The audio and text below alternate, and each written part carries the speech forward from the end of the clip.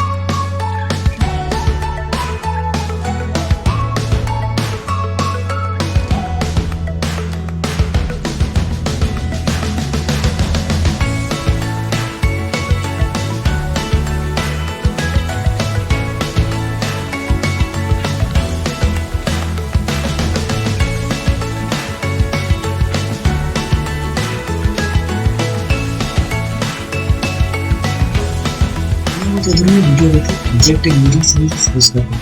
ধন্যবাদ।